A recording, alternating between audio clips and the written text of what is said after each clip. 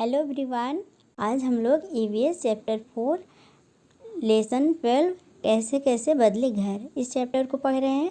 एक चेतन दास नामक एक व्यक्ति है जिन्होंने अपनी कहानी को बताया है कि वो कैसे जब हमारे देश का जब भारत पाकिस्तान का बंटवारा हो रहा था उस समय वो 9 साल के थे और ये 60 साल पहले उन्होंने जब लिखा है उस समय 60 साल हो चुके थे हमारे देश के बंटवारे को। तो उन्होंने बताया छोटा सा छप्पर दे वहाँ तंबू लगे हुए थे जब वहाँ से वो बंटवारे से पाकिस्तान से होके आए थे।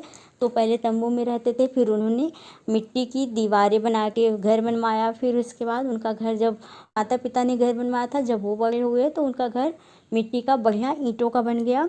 फिर उसके बाद और जब उनके बेटे बहू आ गए तो उन्होंने बहुत अच्छा पक्का मकान बना लिया। इस तरह उन्होंने बताया कि किस तरह उनके जीवन में तब से लेकर अब तक का बदलाव हुआ है। तो बताते हैं, मैं हूँ चेतन दास। सालों पहले मैं तुम्हारे जैसे छोटे बच्चों को पढ़ाता था। आजकल मैं अपने बीते हुए दिनों के बारे में लिखता हूँ। आज मैं तुम्हें अपने बारे में बताता हूँ।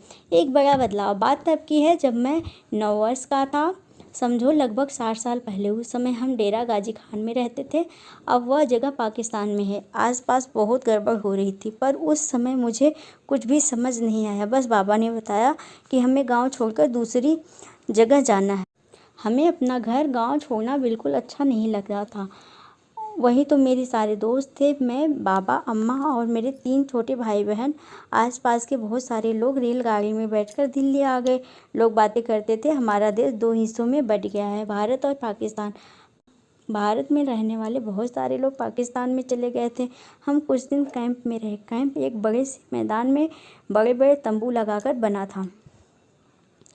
एक नई शुरुआत। एक दिन बाबा ने बताया कि हमें सोहना गांव में ज़मीन मिली है, अब हम वहीं अपना घर बनाएंगे। मैं बहुत खुश था। बाबा और अम्मा ने मिलकर घर बनाया। हम बच्चे भी कहाँ पीछे रहने वाले थे। बाबा ने पास से ही मिट्टी खोदी। हमने परात भर भर कर माँ को पकड़ाई। गुड़िया ने अम्मा के साथ मिलकर भूसा मिलाया। बाबा ने दीवारें बनाई।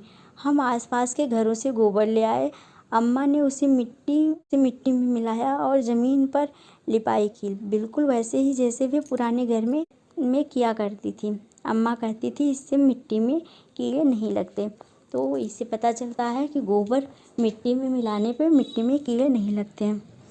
बस अब छत बनानी थी। बाबा ने लकड़ी के फट्टे जोड़ कर एक फ्रेम बनाया और उसे चारों दीवारों पर टिका दिया।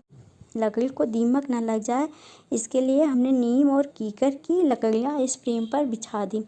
अम्मा ने पुरानी बोरियां इस पर बिछा दी, फिर मिट्टी से लेप कर दिया। आसपास के ज़्यादातर सभी घरों में ऐसे बने थे। मुझे अपना घर सबसे अच्छा लगा था, वह बिल्कुल हमारे पुराने घर जैसा जो था। समय बहुत जल्दी बीत गया। मेरी पढ़ाई पूरी हो गई और नौकरी भी लग गई।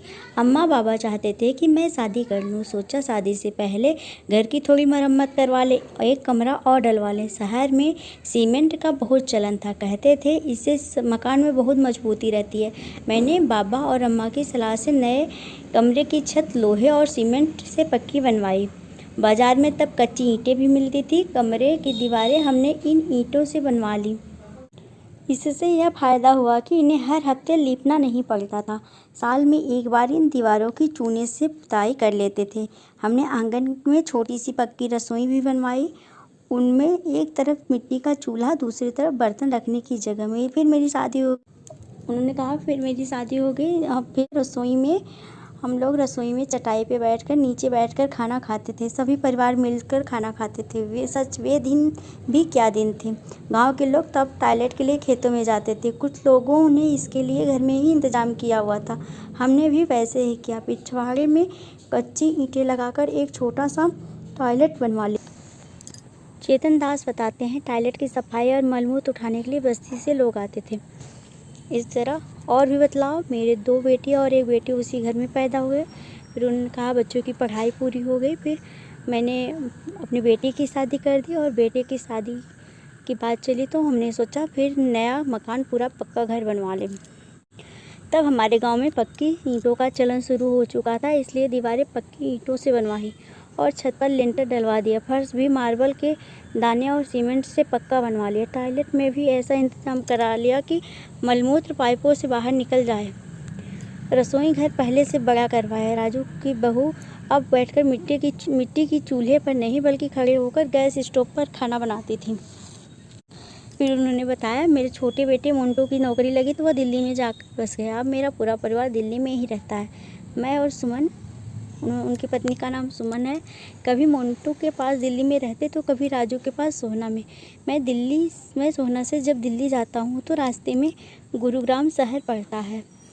मेरे देखते ही देखते इतने सालों में यहाँ कितनी सारी बड़ी बड़ी इमारतें बन गई हैं, और वे भी कितनी ऊंची ऊंची।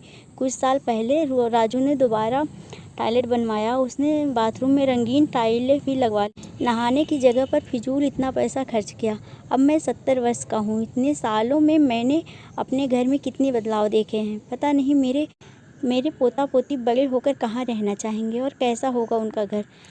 डेरा गाजी खान में अब कैसे मकान होंगे। डेरा गाजी खान, जो कि उनका जन्म हुआ था, जो कि पाकिस्तान में है, उन्होंने पहले ही इसके बारे में बताया था। तो इस चैप्टर में हमें ये पता चलता है कि जो पहले के टाइम पे जब हमारे देश का बंटवारा हुआ था, भारत पाकिस्तान का बंटवारा हुआ था, उस समय मकान कच्चे बनते थे, सब मिट्टी के और छप्पर से, मिट्टी और छप्पर वाले मकान में रहते थे। उसके बाद कच्ची ईंटों के मकान बनने लगे, पक्की ईंटों सीमेंटेड मकान बनने लगे। इस तरह कैसे कैसे परिवर्तन होता रहा, इस बारे में उन्होंने बताया है। और आज के लिए ये चैप्टर यहीं पे ख़त्म होता है। Thank you, thanks for watching.